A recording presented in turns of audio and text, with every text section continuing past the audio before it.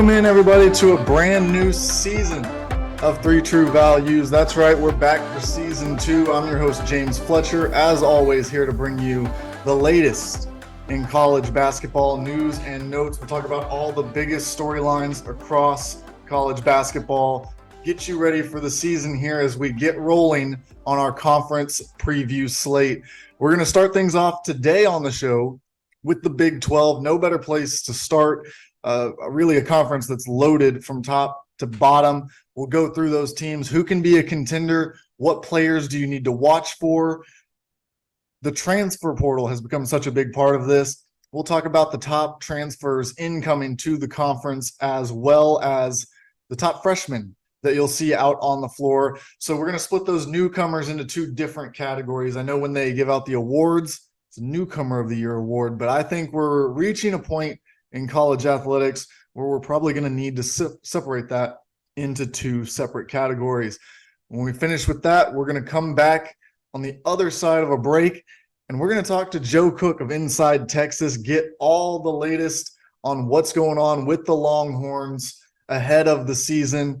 They're one of the most intriguing teams in college basketball, landed some big-time transfers, brought back a couple of big-time players who were instrumental in how they were able to keep their season together. Obviously, last year, lose their coach due to some legal trouble. Rodney Terry steps in and does an incredible job. They end up removing the interim tag. So what's he up to? How has he handled that transition? We'll talk to Joe Cook about that in the second segment.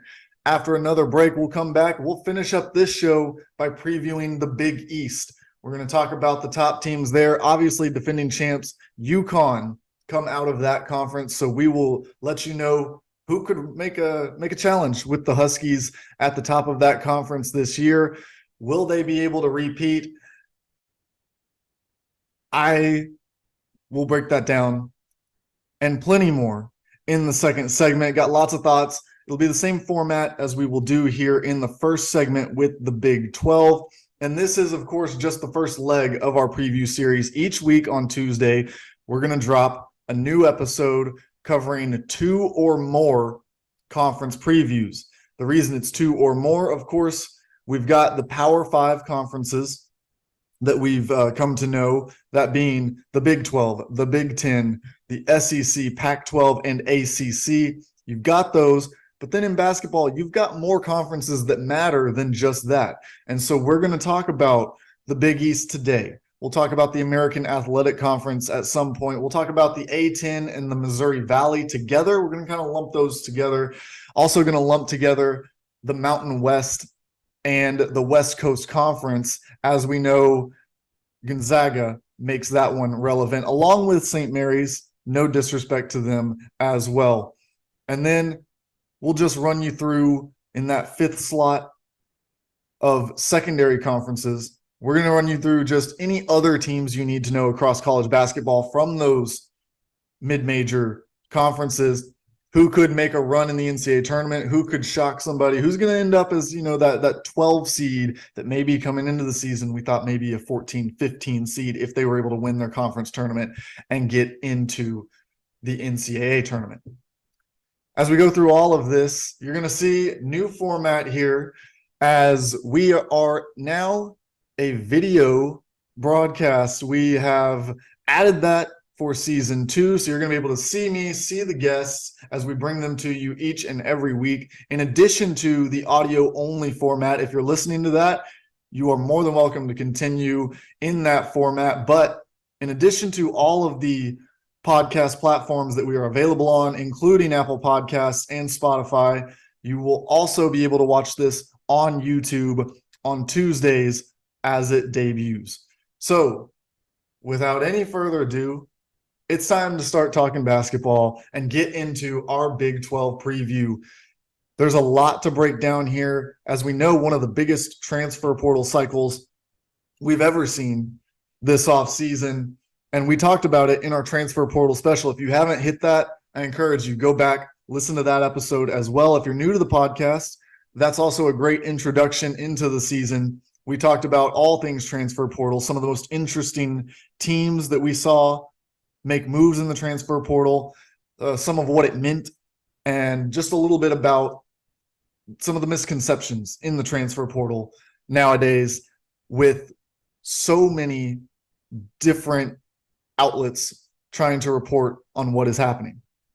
But as we get into the Big 12, we go straight to the top. And one of the schools that landed probably the hottest name in the transfer portal, that's Kansas, who got Hunter Dickinson to transfer in from Michigan. Add him to this roster, which already returns DeJuan Harris, Kevin McCullough Jr., CJ Adams, and brings in Elmarko Jackson, a talented freshman guard.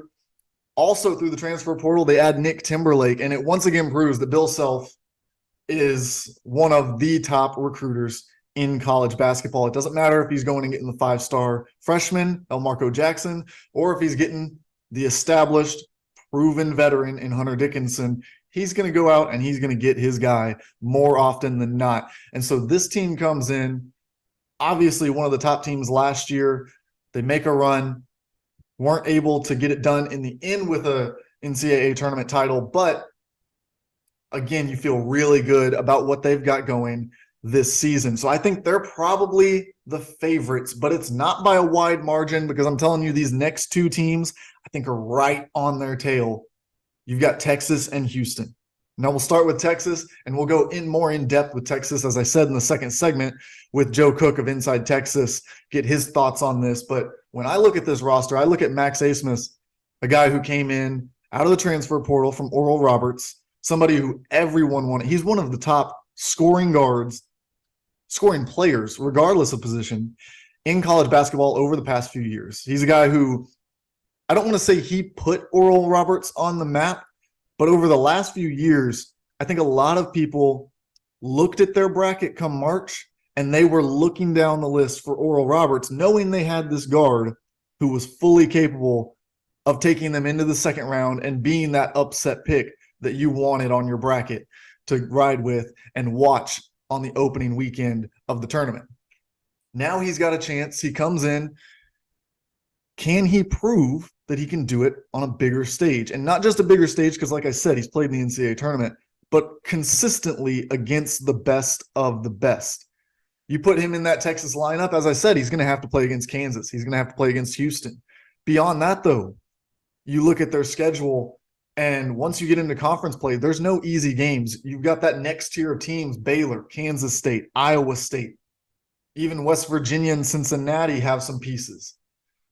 TCU not going to go away. Texas Tech, can they have a resurgent year? You've got Oklahoma looking to bounce back as well. Oklahoma State in the same boat there. There's not going to be a night off in this conference if you're Max Abmas. You're going to be guarded by some of the best perimeter defenders as well. And so you're going to have to prove yourself night in, night out. Can you continue to maybe not put up those huge numbers, but put up big numbers in college basketball and maybe impress scouts who are looking at how you translate to the next level? Alongside him in the backcourt, you got Tyrese Hunter returning for another year after looking into the NBA draft, along with the forwards Dylan Mitchell and Dylan Dessou, who both also probably dipped their toe in a little bit. I think Dylan Mitchell was interested in that route, but he just didn't put up the stats last year to really warrant anyone going out of their way to make that selection on draft night. So he ends up coming back, decides he's going to try to assert himself into this rotation. I think he will easily compete for a starting spot. Now, the challenge that he's going to have is that the other option that they've got at that 3 spot is probably Brock Cunningham, who in the next segment, as we talk with Joe Cook, I'm going to ask him about Brock Cunningham, because I'm just so fascinated with how he has kind of gone from the bypass. Every preseason, we seem to just kind of put him towards the end of the bench and assume, well, these freshmen are going to take his spot. These transfers are going to take his spot. He's not going to have that same impact this year. He's not going to be able to be a major piece in this team if they want to have success. And then he comes out and he does it. He comes out and he plays his way onto the floor. And it's been something different at different times throughout his career. When he first got on the floor, it was his intensity. And then his defense became solid. He was a solid wing defender that you could put out there. Then all of a sudden his shot came into play, and now he's a three-point shooter. And so if he continues to grow and just add little pieces to his game, little ways to make an impact, I'm not going to be the one who says he's not going to be in the starting lineup or at least in that sixth-man role at some point throughout the season. I think that the interesting piece for this Texas team beyond that, Caden Shedrick transfers in from Virginia, a center who is one of the best rim protectors in college basketball. He's a little bit underrated, I think, based on his stat lines. He doesn't put up big-time stats throughout the season, but he has an impact on the game, particularly on that defensive end of the floor with his athleticism that is going to help, I think, Dylan Disu be able to stretch the floor a little bit more, be able to use his length in different ways than what he would have to if he was shifted more into that 5 role than the 4 spot. And finally, for Texas, the last player I want to talk about before we move on is Chris Johnson, a freshman who I think has some potential as a shooter, as a wing defender, as a guy who can just enter this rotation, give some spot minutes, give them a bigger option if they don't want to play with Asmus and Hunter at the guard spots, 2 smaller guards there. And so if you want to bring in a little bit bigger of a body, Chris Johnson potentially in that 2 role. We know both of those other guards can handle the ball with ease. So I think he could be a versatile option who, as the season goes on, has a potential to be in that rookie of the year conversation, freshman of the year conversation in the Big 12. Houston, the other team that I think has a real chance to push for that conference title, and they bring back Jamal Shed.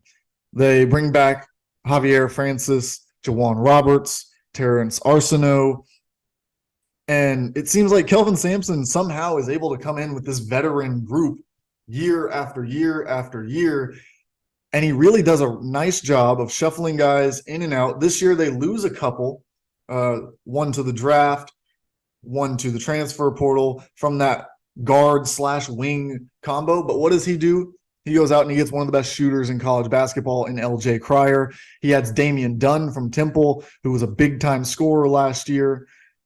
And it really feels like they are just going to keep things rolling in Houston. I know that there's a big step up in competition from the AAC to the Big 12.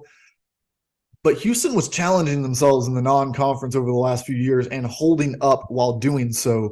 There's a reason that they've been in that 1 seed conversation come tournament time in March year after year for a little while now. So I don't know how much this schedule will challenge them. I do think, though, that the reason I don't have them on the same tier as Kansas, I think that as a team, they're probably there.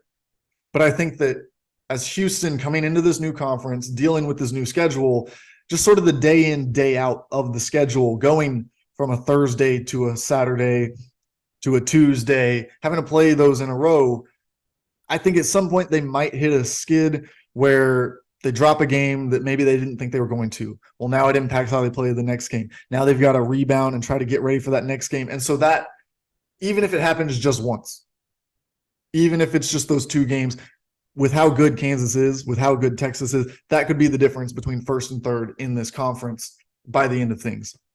And so, yes, those are the 3 that I think can really win this conference up at the top. But these other teams, this next tier, I think they're NCAA tournament locks. I think they are going to the NCAA tournament, and I think they're going to make some noise while there. That includes Baylor, who brings in freshman Jacoby Walter. He's my preseason pick for freshman of the year in this conference. I think obviously as a 5-star coming in, he has that reputation. Everybody knows who he is. And so I'm not going to bet against him as one of the potential one-and-dones across college basketball and a big-time playmaker in his freshman year at Baylor. They bring back Jalen Bridges, which I think is massive for them. JTT returns at center. I'm sorry, I'm not going to attempt his full name right now as we do this preview. But if you are familiar with Baylor basketball, you know exactly who I'm talking about, one of the best rim protectors in the conference last season.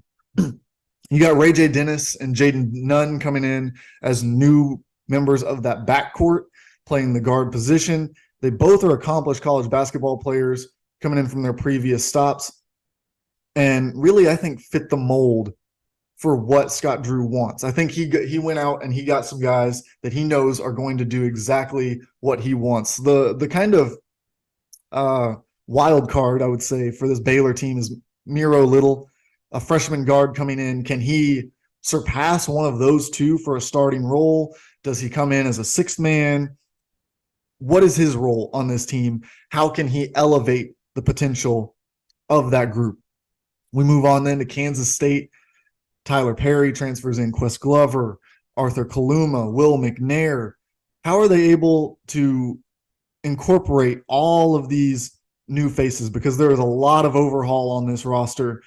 And I think one of the most interesting additions was the latest and really late in the cycle. I believe it happened after our transfer special, as a matter of fact, which we pushed back and back and back trying to get all of these rosters finalized before we made it.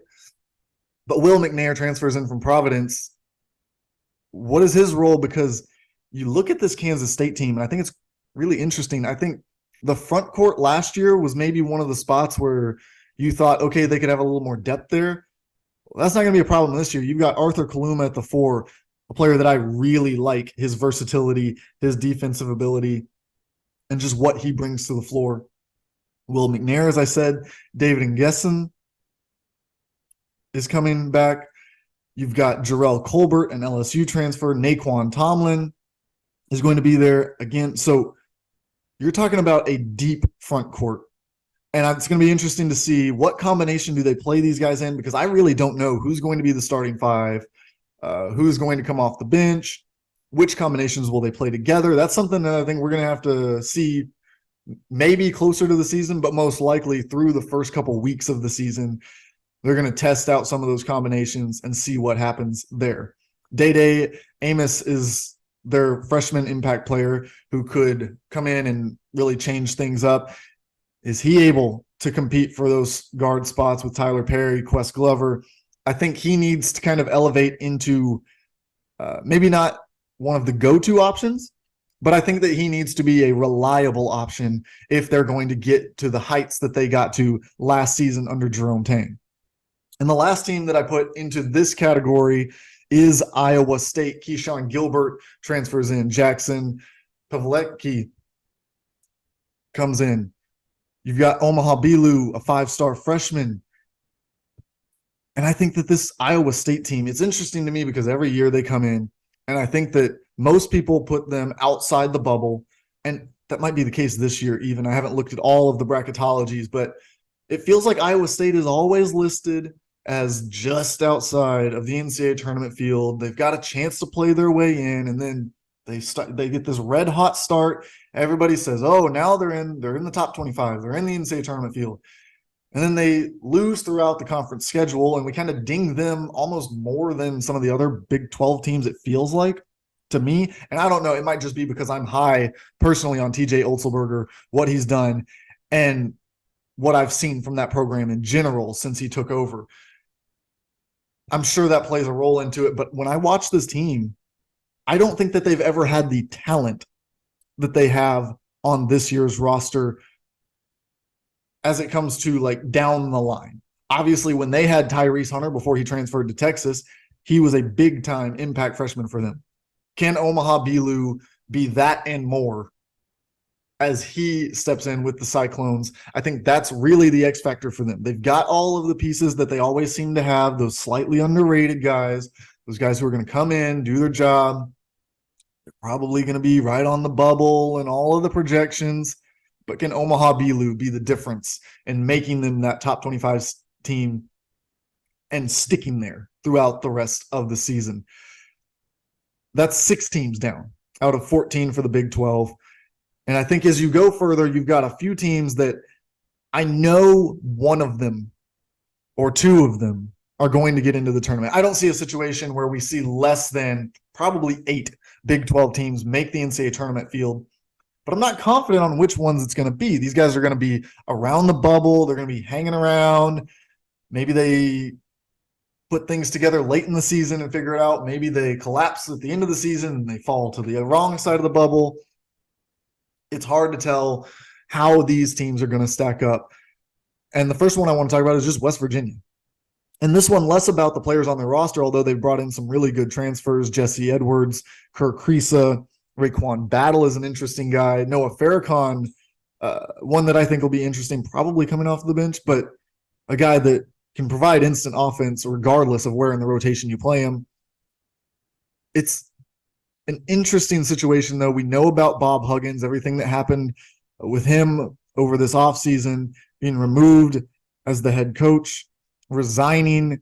There was some controversy over whether he resigned or whether they pushed him out, and all of that still ongoing. We'll see how all of that pans out. It's an ugly scene, not what you want at the end of a Hall of Fame career for Bob Huggins. But Josh Eilert comes in and really seemed to, for the most part, steady the ship. They lost just one of their players back to the transfer portal, Trey Mitchell, who then ends up at Kentucky where he has a pre-existing relationship.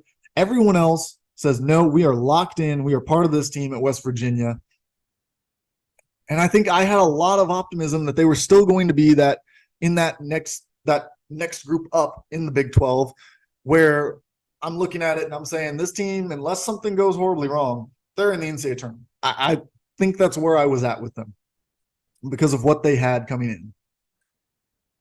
But then this week, and interesting that it happens this week right before we record this podcast, but Jose Perez puts out a cryptic message, no real details, but talking about how the boss, it's hard to tell whether that's the athletic director, the president of the school, the head coach, the coaching staff. It's hard. It's really hard to tell who it is that he's taking this shot at, or if it's everyone, the university itself and the program.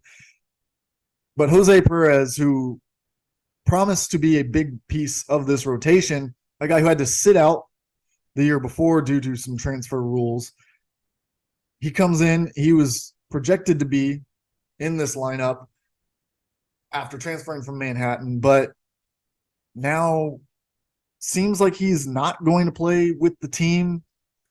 As I said, not a lot of details are really out right now. It's unclear exactly what the issue is, if it was an NCAA eligibility issue or if it was something within that team, the relationship with the coaches, which resulted in him not being part of this basketball team. So what does that do? What does that do to the other players in that locker room? Because Jose Perez was a big piece from all the reports in keeping that thing together. He was the one who was going around talking to players, letting them know, hey, look at what we've got in this room.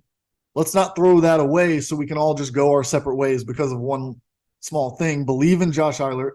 Let's do this together. We can come together. And now he's gone.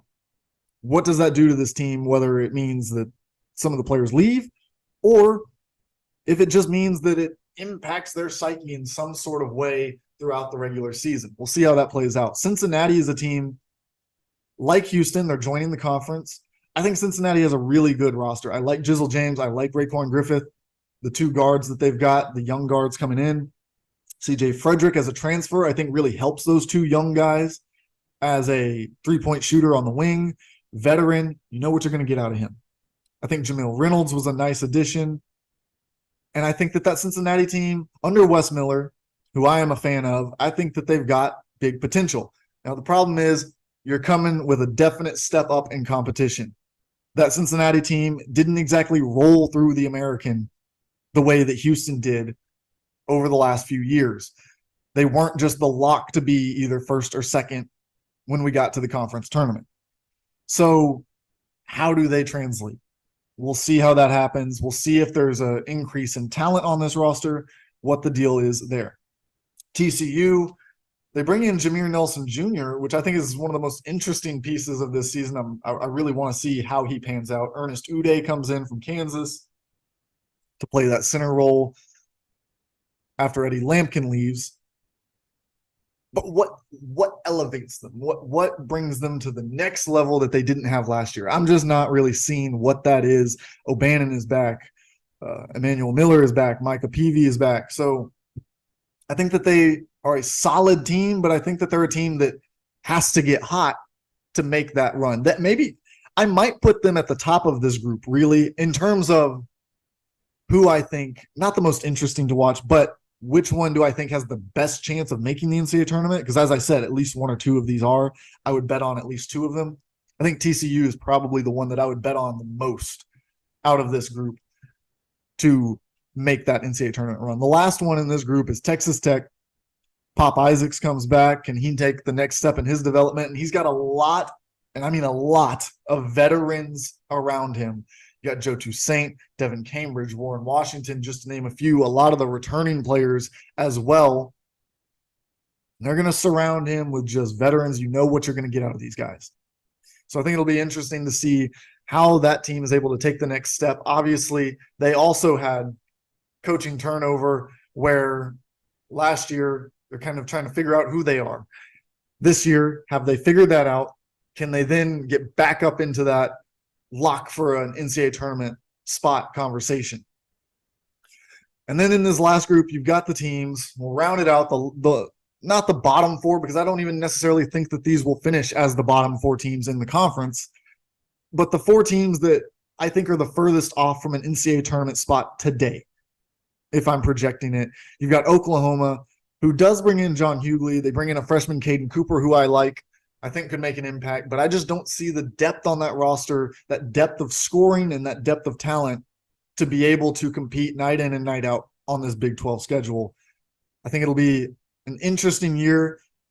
I don't really want to bet against Porter Moser.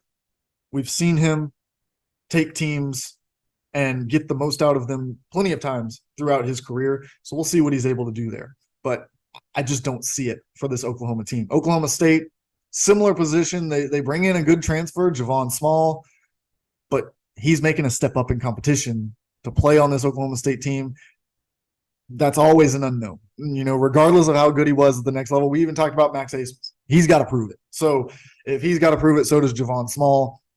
We'll see how he's able to adjust to the new level each night. Eric Daly comes in as a freshman. Brandon Garrison comes in as a freshman. I think they both can make an impact, but they're both freshmen and they're not five-star one-and-done type freshmen. So how much of a role can they play? How much can they help this team? That's to be determined. BYU brings back Fousseyni Traore and Jackson Robinson along with Dalen Hill. Other than that, though, very little returning production. I think the step up from West Coast Conference to the Big 12 might be one of the biggest jumps we've ever seen from a year to the next year for a college basketball program. I'm not sure how they're going to fare at all in this environment. So they're probably the biggest unknown. You got UCF, finally, Shamari Allen, Antoine Jones, who is kind of I hate to say, I think that he has a chance to end his college basketball career on a high note. He's bounced around a lot.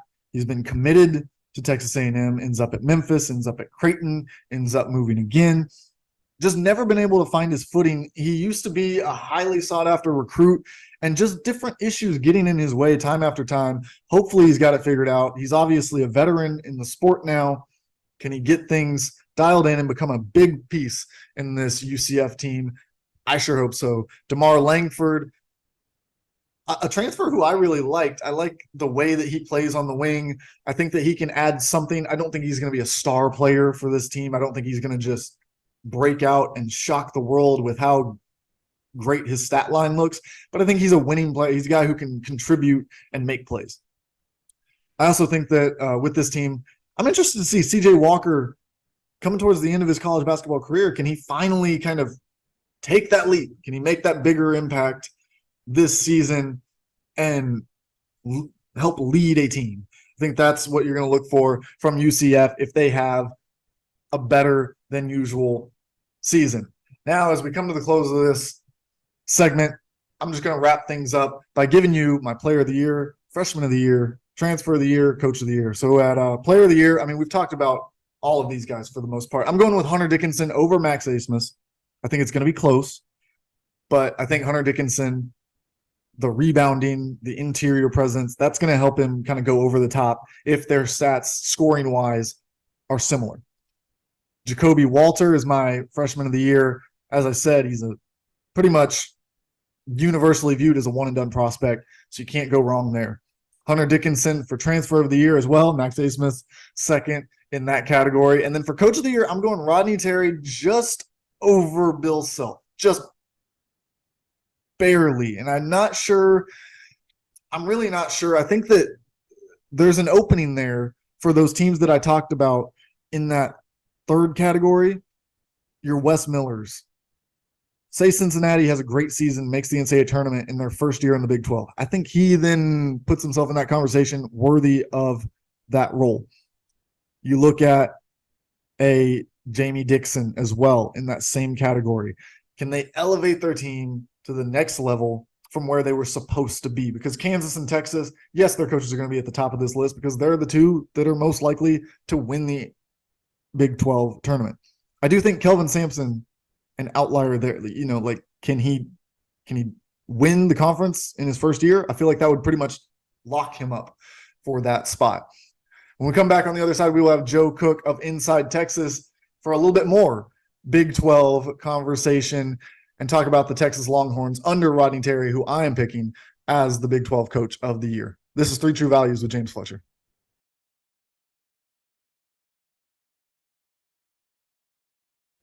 Welcome back into Three True Values. We have Joe Cook from Inside Texas here with us.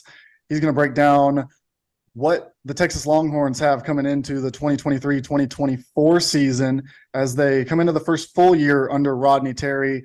They battled through a lot of adversity last season and still had a really good year. So, Joe, can you start us off? Just tell us, what's the program looking like under Rodney Terry? Have there been any wholesale changes, or is he just kind of rolling like he did last year and keeping things how they were? I think so far he's kept a lot of the processes similar to what Chris Beard was running, but I don't think he's got as much of like the Beard influence. They have a new strength and conditioning coach. Some of the coaches that Beard brought in remain with Rodney.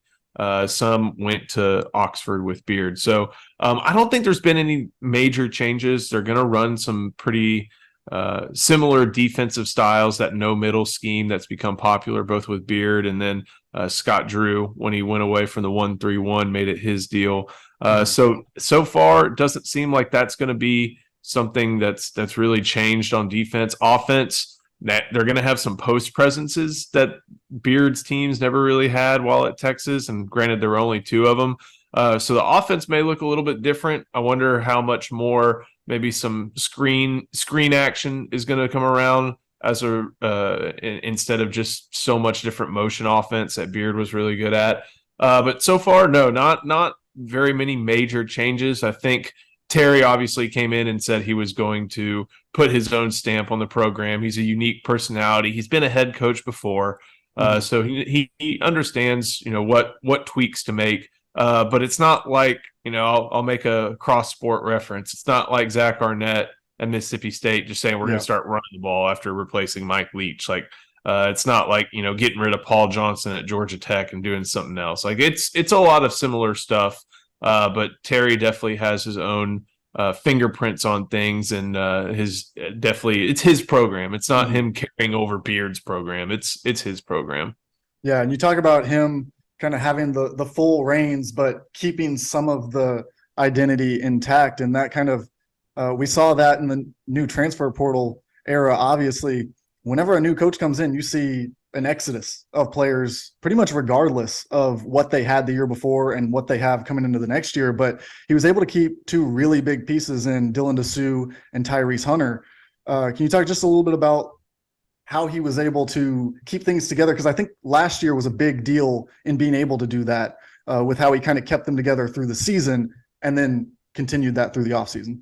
Yeah, both those are guys who went through the NBA draft combine process along with Dylan Mitchell. Mitchell, more so than the other two, was probably going to see if he should actually exit and go to the league. Mm-hmm. Probably didn't hear what he wanted to, and he needs more offensive refinement. With the case of Hunter and Dessou, it was more just to get that information. And, you always are a little bit on pins and needles when players do that, just because it's, what if they hear the information that leads them to leave? And then you're left with a hole on your roster. But for the most part, Hunter and Disu went to get that information. They come back and they're of going to be massive importance. Tyrese Hunter has Sweet 16, Elite 8 experience at 2 different schools. Even with Max Asmus on the roster, you lose Marcus Carr, you lose Jabari Rice, you lose 2 players who did a lot of the ball handling for you. Now Tyrese Hunter is going to step in maybe into that 1 guard or 1B guard role for this team, knows how to operate in Terry's system, and has improved his shooting over the course of his time in Austin. With Disu, basically the player that we saw late in the season, both in the Big 12 tournament and in the NCAA tournament, that's the player that they always envisioned and that they saw at Vanderbilt before he went down with a big injury. That's the player they saw, and he finally showed up, started making shots from the perimeter, started being a good, not great interior defender and a great rebounding presence. He's still a little banged up. Yeah. He's had some just lingering injuries, and it's not the knee. I think it's some of the stuff that was affecting him late last year, and they finally figured it out and got it right over the course of the offseason. Still bringing him along at a good pace, and for what seems like the 3rd straight year. But there are some other guys on this team that can help make up for what he offers in size. Figuring out how to replace what he offers in scoring is going to be a little bit different. But just to have those 2 guys, and then throwing in Mitchell, and then throw in Brock Cunningham, that core 4 to return and kind of show how things are going. That's always important, because with the way the portal works, I think we're all pretty aware that you can build a new team every year, but you still want to have some guys who know how your team operates, how things are done, and that's the importance of having Hunter, Disu, and Mitchell back for this year's team. Yeah, and you touched on you actually in your answer there. You touched on the 2 other players that I really wanted to get a little more in depth with. So we'll go ahead and start with Max Asmus, because I think he was one of the biggest additions, not just at Texas, not just in the Big 12, but in the country. Pretty much everyone was interested in him when they found out he was going in the portal. One of the top scorers in college basketball over the past few years, and a guy who I think really has potential coming to Texas, doing it against a higher level of competition to prove whether or not he's going to be able to make that step to the next level. You talk about just the upside he gives this team as he comes in. Yeah, obviously you have a great ball handler who's going to be surrounded with better players than he was at Oral Roberts. You have a great shooter. I mean, the guy has 2,500 career points, and he's done it at all 3 levels. And you have a guy who can, work within the structure of an offense and get around screens and do things like that. He's just an impact piece who fills in that similar role that Marcus Carr had. He may be a little bit more on ball this year than Marcus Carr was last year with Hunter, and then Jabari Rice being able to take some of those responsibilities, and even Timmy Allen being a point forward every now and then. But he just adds a scoring from anywhere attribute to this team that I'm not sure they had consistently over the past couple of years. He's going to get his shot. He's probably going to be a contender for Big 12 Newcomer of the Year, Player of the Year. He may be the leading scorer on the Longhorns this year just because of what he's able to do. And I'm excited to see how he does just against not only a well, let me put it this way. Texas doesn't play the strongest non-conference schedule. They have the chance to play UConn and Duke, UConn and Louisville, I think, up in Madison Square Garden. They've got LSU, but then there are just some stinkers that you have to scroll way down on KenPom to find out what they're ranked. So he's going to really be tested in Big 12 play just because of the way that conference plays. The physical nature, and just having to do it, not just do it Thursday and then Saturday and get a week off. You got to do it in the Big 12 Monday, Saturday, Tuesday, Saturday, over and over and over. And that's what I'm really most curious to see if he's able to do. I think he'll be able to translate a lot of what made him a great player at Oral Roberts to Texas, especially with having better players around him. But I just want to see it happen over the course of a Big 12 season and not a Summit League season. And I think he understands that, and I think everybody understands that as well. Yeah, for sure. And I do think it gives him that upward, both sides benefit from this. Texas has the upward mobility where they can have that elite go-to score when they get to the NCAA tournament. He has the chance to do things on a bigger stage because ultimately when you're Oral Roberts, maybe you make a Cinderella run, but at Texas, he's going to be in the eyes of college basketball fans and executives around the NBA for most of the season. The other guy that I wanted to talk a little bit about, and because I find him honestly as one of the most interesting players in all of college basketball, is Brock Cunningham, and just how he's so quiet, he's so under the radar. It feels like every year somebody's slotted above him as they're going to be the one who makes an impact, and then he just kind of finds a way to have a meaningful role on one of the best rosters in the country year in and year out. How is he able to do that? Well, last year it was his 3-point shooting. He's always kind of been that scrappy player that your team hates if he's not on your that you hate if he's not on your team, but you love if he is. You combine that, now he's got Perry Ellis status of being like a 5th or 6th or 19th year senior. Yeah. But now he's what he brings now is a 3-point shot. He's always going to be a tough defender at 6'7". He's always going to be scrappy, diving for loose balls, and for better or worse, he's going to get himself in foul trouble. But now what he's able to do during his minutes on the floor is he's able to hit some 3-point shots. I can't remember what exactly he was, but it was north of like 32%, whereas before it was you'd look at Brock Cunningham, and even if it went in, it'd be like, no, yes. Yeah. He's got a little bit better mid-range game. He's shooting the free throw. He's shooting better at the free throw line. And I think former Texas head coach Shaka Smart put it in a good way back when. He goes, I can't take him off the floor because he does so much that goes into winning, whether that's defending, 3 to 4 to maybe even 5 different positions to being that spot up shooter. He's done so much to improve his game and just be a great college basketball player. And a lot of it has to do with the development that he's made on offense. And, I think he'll probably be a 6-man. I don't know if he'll crack the starting lineup regularly, maybe if something changes, because last year I think Texas started the same starting 5 in like 36 of 38 games or something like that, something crazy. And a lot of it, like I mentioned, has to do with how often he fouls and gets himself in the foul trouble, because I think he's fouled out. 4 fouls is a regularity for Brock Cunningham. But if he's able to give, 25 Brock Cunningham minutes, that's 25 minutes of a defensive pest and a spot up shooter that offenses or opposing defenses are going to have to factor in. Yeah, for sure. And before we get you out of here, I know you're still knee deep in football, rightfully so, with Texas and the success they've found early on in this season. But I do just want to get your take. I know you got Texas, you got Kansas, who year in and year out has proved their worth. They've got Hunter Dickinson coming in. Houston now in the conference. That's a huge basketball addition. I know in football that's kind of the money driver, but that Houston edition for basketball, what Kelvin Sampson's built there, that's going to be a tough one on the schedule. Where do you think that Texas adds up in the pecking order going into the season, at least with those other schools? Looking at Kansas, looking at Houston, and then just kind of looking at Baylor, I think Texas is in that category for the teams that are going to be contending for the Big 12 title this year. I think you can also probably throw Iowa State in there just because it's one of the more talented rosters that they've had up in Otzelberger. I mean, he's done it pretty much his whole career. And then, Kansas State, that's a staff and a team that's got some similar principles to what Texas does and has had to go through the portal. And heck, Texas beat Kansas State for Max Asmus. Yeah. So Rodney Terry beat Jerome Tang for that move.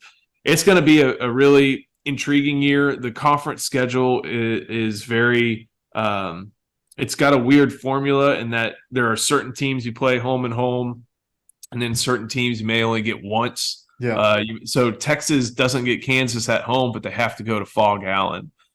So a lot of different things at play here. But I think Texas is definitely a team that should be competing for that Big 12 regular season title and trying again to repeat as Big 12 tournament champions. Kansas, it's going to be they're always formidable, and I think Hunter Dickinson adds something that a lot of teams are not really able to stop. But I think Texas, as long as Caden Shedrick and Dylan Disu are healthy, they may have the guys who can make that difficult.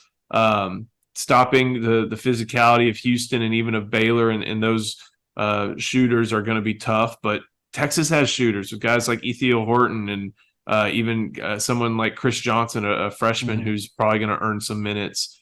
And the most important part is, like, it's a new team in a lot of respects, but it's still an experienced team. Like Ithiel Horton, grad student, Caden Shedrick, senior, Tyrese Hunter, junior. Like that, it's a new team, but it still has so much experience, and that's what Texas has been able to do really well with the portal.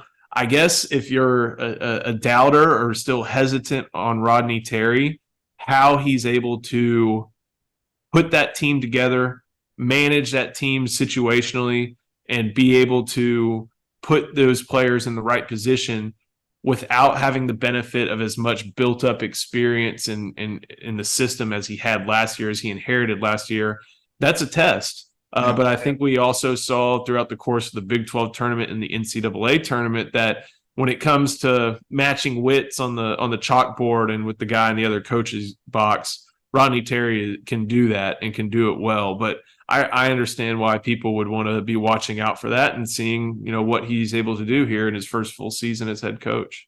Yeah, definitely. I think we're all going to have our eyes on Texas throughout the full season. As you said, during that non-conference, when they'll probably have a chance to get things together, figure out who they are as a team, but especially when they hit Big 12 play, where I guess I hadn't even thought about it. You mentioned it, though, not getting every opponent home and away. They'll get a little preview of what the SEC's been dealing with before they make that move over. So get a little test there of how to only play on the road against an opponent who you'd much rather play at home. But we'll watch all of that throughout the year. I want to thank you again for coming on, Joe. Again, that's Joe Cook from Inside Texas. You can read everything he has on football, basketball. He covers a little bit of baseball as well over there. So all things Texas, it's well worth a follow. Why don't you let them know where they can follow you on social media and keep up with things that you're doing? Yeah, Inside Texas on basically every platform, X or Twitter, Instagram, Facebook. And I'm at Joseph Cook 89 on Twitter, and InsideTexas.com. Best place to go get Longhorn info. We got great stuff from myself and Jerry Hamilton, and we've got Tim Preston who helps us out, and just a great community who likes talking about basketball and does it in a smart way. Yep. All right. Well, thanks again for joining us here on 3 True Values.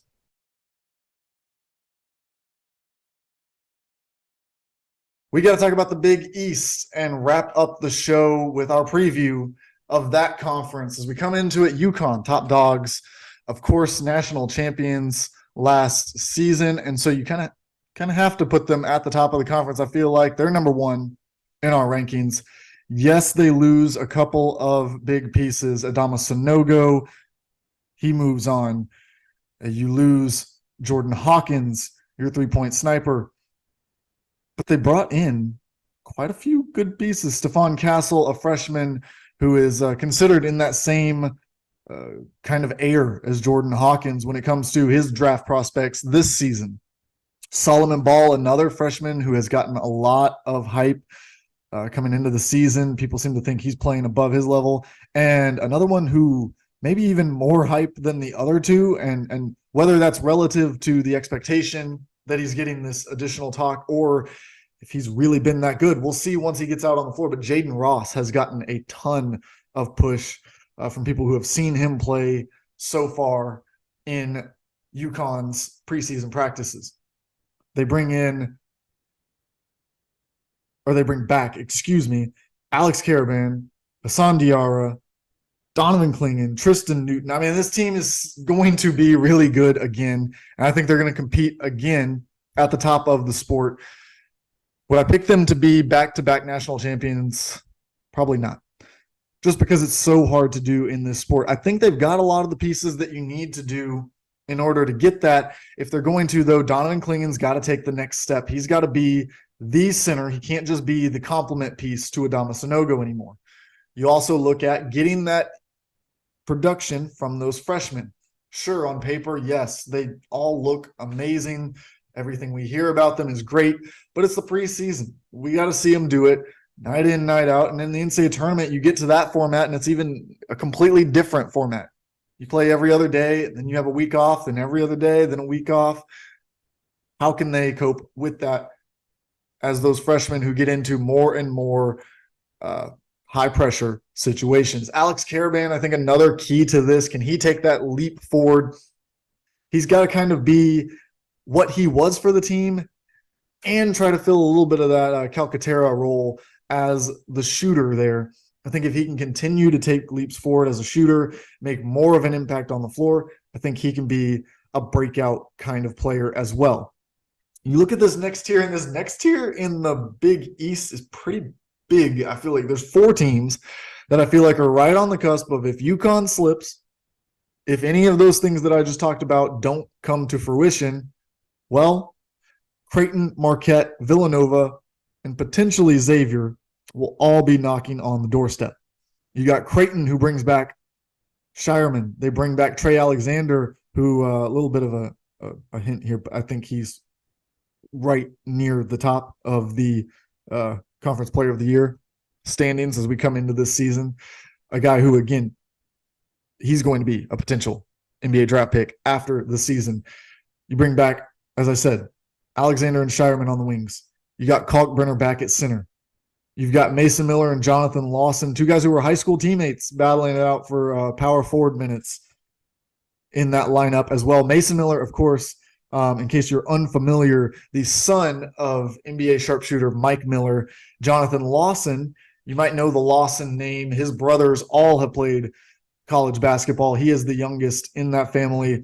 His brothers include KJ Lawson, who played at Kansas, of course, Diedrich, who played at Kansas, and Chandler, who played at Oregon, Memphis throughout his career, and now is at Arkansas, by the way, for his final year of eligibility. Stephen Ashworth comes in, a Utah State transfer, gives them another kind of Creighton-style guard. Just like Shireman last year, he comes in and he really just fits what they want to do. So I think he will be a big addition there. Marquette comes back, and the thing with Marquette is I know a lot of people have them number 1 in this conference. They've got them right up there with UConn. And so you're probably wondering, why am I not ranking Marquette in the same space that I have UConn? As a matter of fact, I've got them under Creighton as well. And the reason is that, yes, they bring back Kolek, they bring back Cam Jones, they bring back Iguodaro, and Marion Ellis, David Joplin. They bring back so many players. But whenever I hear people talk about them, they talk as if they brought back everyone, which they did not. They lost Olivier Maxence Prosper, who was a big piece of what they did. His versatility. There's a reason that Omax went in the first round of the NBA draft. He brought them a lot of versatility, offensively, defensively, at that power forward spot. How are they going to replace it? Because I don't see a ready-made plug-and-play version of Omax on this team. So what is the solution that they can come up with to fill that hole and be just as good or better this season as they were the year before? I do think, though, they are going to be a great team. I don't want you to get me wrong. As I said, I've got them in this category of can win the conference tournament. You've got Kolek, you've got Jones. Beyond that, you've got a lot of guys who are another year into basketball, another year into their role, and they all seem to work well, fit well together in that Shaka Smart system. Villanova, the next one, and this is one last year, a really down year under Kyle Neptune. He took over the program. Things did not go his way. Cam Whitmore problem, staying healthy, and then just never really got it going to what he was supposed to be and had the impact he was supposed to. But they come back and you look at this roster, and he really did a fantastic job in the transfer portal with TJ Bamba, an electric scorer, Hakeem Hart, a guy from Maryland who plays an important role, Tyler Burton, one of the, over the last 2 years, I think, one of the top NBA prospects out of a mid-major school when he was at Richmond. Now he comes to Villanova for his final year. How can he make an impact for this team? He lands Lance Ware from Kentucky, a big man who never really got his share of minutes there. We'll see what he's able to do when he's able to get on the floor more consistently with this team. But don't forget, you also bring back Justin Moore, one of the best players in the Big East over the past few years. You bring back Eric Dixon, one of the best big men in the conference over the past few years. You bring back the younger Arcidiacono, Mark Armstrong. You bring back Trey Patterson. You bring back all of these guys who have been highly viewed that were on winning basketball teams throughout their college career. And so I think that this team, if they can put it all together, this is a big year for Kyle Neptune, because if he can't put this team together after last year's failures, the questions are going to start being asked. I think he's a good coach. I think he's got everything he needs. Clearly, he was able to recruit through the transfer portal. He was able to recruit on the trail. Last year, he lands Cam Whitmore, one of the top players in the country. But can he put it together and make this team a unit that is able to show off its potential and potentially make a deep NCAA tournament run? Xavier is a little bit, I think they're a little bit more up in the air. They lost a lot off of last year's team. Kobe Jones is gone. You lose a few other players to graduation, but you bring back Zach Freemantle. I think that's big for him. Jerome Hunter is there now. Olivari transfers in. He's a big-time scorer at the guard position. Davion McKnight, he's going to come into the program. And so I think they've got the pieces. It's going to be about how they're able to put it together this season. And I'm not sure how those puzzle pieces go together, but I'm not going to bet against Xavier this season because they've been doing it. They've been in this position year after year in recent memory. This next tier here, really only two teams. Just two teams, maybe a third. I think I'm going to put this one. I'm going to make a little edit here. We're going to put a third team in there because it's St. John's, Seton Hall, and Providence. I think St. John's, obviously, Rick Pitino's back. He is back in the Big East coaching St. John's, and it's going to be amazing. It's going to be absolutely fantastic to have Rick Pitino back trying to build a national championship contender. And he did it by bringing in players from all over. He goes and gets Jordan Dingle from Penn. He goes and gets Chris Ledlum from Harvard. He gets RJ Luis from UMass, Glenn Taylor Jr. from Oregon State. He brings in Danis Jackson. He brings in Cruz Davis, players from higher levels, from lower levels. He brings in Naheem Aleem from UConn. He is piecing this puzzle together. How well will it immediately translate? I'm not 100% sure, but I'm not going to bet against Rick Pitino at the same time. This is the group that they're right on the cusp of the NCAA tournament. Or are they going to be in? I'm not going to say 100% yes, but do I think that they have all the pieces? Yeah, I think they have all the pieces to be an NCAA tournament team. Probably will be. The St. John's team, they've got to put it together. They've got to figure out how these pieces fit into each hole. But I think Simeon Wilcher, the freshman that they were able to bring in, is going to be a big piece of it as well. Seton Hall, look, they aren't flashy this year, but they bring back Kadari Richmond. They bring back Dre Davis. They bring back Alamis Doss. I mean, that's 3 double-digit scorers. I'm not sure. I think Dre Davis was just under 10 points, but that's 3 big scores right there. So you fill out the pieces around it, and those 3, I think, can carry you to that NCAA tournament type of season if you're Seton Hall and Shaheen Holloway. Providence comes back. They've got Bryce Hopkins. He decided not to transfer after his coach left. Ed Cooley heads to Georgetown. In comes Kim English. He's able to hold on to Bryce Hopkins, hold on to Devin Carter. I think those were both huge for this program. I think those two can carry this team to the NCAA tournament all by themselves. I mean, not all by themselves, but you know what I mean. Those two give you the cornerstone of an NCAA tournament team. You bring in Josh Aduro as well. He's going to make an impact as a big man on this roster. And so I think that this Providence team, going to be right there in that conversation as well. And then you got the bottom three here who are really searching for an identity. You got Georgetown. Look, am I going to bet against Ed Cooley to get things figured out? No, he brought in a lot of new faces, a lot of new names. We'll see how they all fit together. But I just don't see like that St. John's team. They're fitting all the puzzle pieces together. But you go look at the stat lines that these players bring in. They bring in proven production at a high level. Meanwhile, Georgetown, one of their big transfer portal additions, Ish Massoud, who had an incredible NCAA tournament run with Kansas State. But if you look at his statistics over his career and over that full season, they're not as impressive. He's a good player. I really like him. I think he fits well into the system. Dontrez Styles comes from North Carolina. Wasn't on the court a whole lot for the Tar Heels during his time there. So can these guys take the next leap? Sure, they could. Just look at what Ed Cooley was able to do at Providence.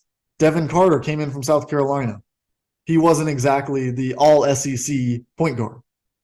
He was a good point guard, was not at the level that he is now at as a veteran. Bryce Hopkins, much like Lance Ware, he was a guy who went to Kentucky, just never really got his minutes, never got on the floor consistently. Well, now look at him. He's one of the favorites right up at the top for Conference Player of the Year in the Big East. So he can do this. This is what he's done as a coach. He's been successful at it. Can he do it in year one? That'll be the question for Georgetown. Butler does add Posh Alexander, a player that I really like from St. John's. I thought he was somebody that Rick Pitino should have tried to hold on to. An excellent defender out on the perimeter. They also have Pierre Brooks, a former Michigan State guard as well. So they've got some pieces. They just don't have everything that I think that they need to get back to what they were. And then DePaul rounds us out as we finish this preview.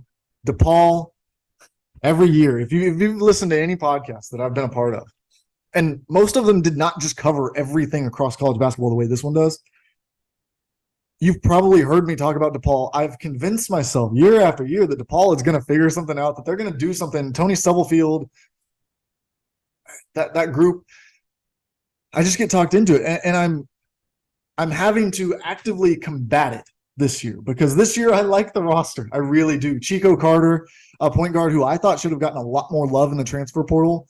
His combination of defense and shooting is not easy to find, and he was doing it at the SEC level for South Carolina. Why he wasn't a bigger deal in the portal, I'm not exactly sure. Caleb Murphy, a really good guard who's going to be playing there again this season, his second year in the program. Elijah Fisher, let's not forget Elijah Fisher. When there was a point where Elijah Fisher, coming out of Canada, he ends up at Texas Tech.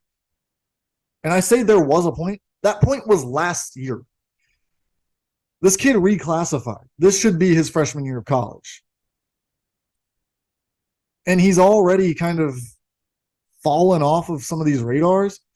He was a projected NBA draft pick. He was a guy who people were talking about 5-star level, going to be playing at the next level in the future.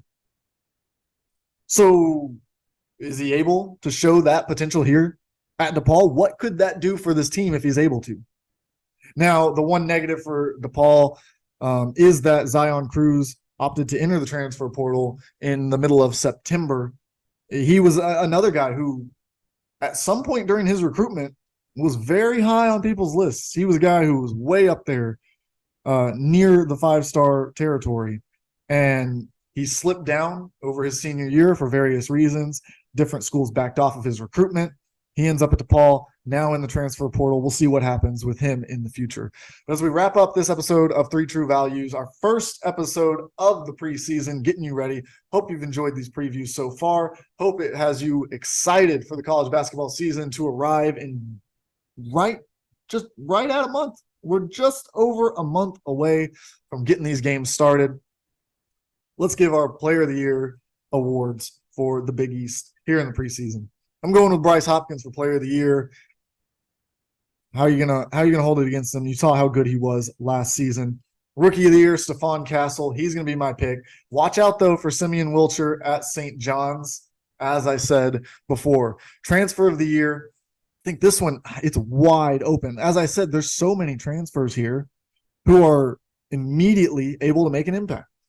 I'm going to go with Tyler Burton, though. I think he takes that next step after moving up from Richmond. I'm going to give it to him and that Villanova team that I think is going to have a resurgent year.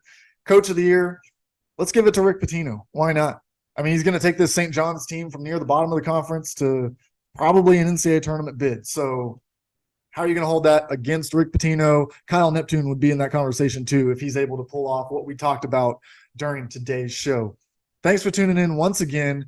I'm James Fletcher, and this is Three True Values. We'll be back next week.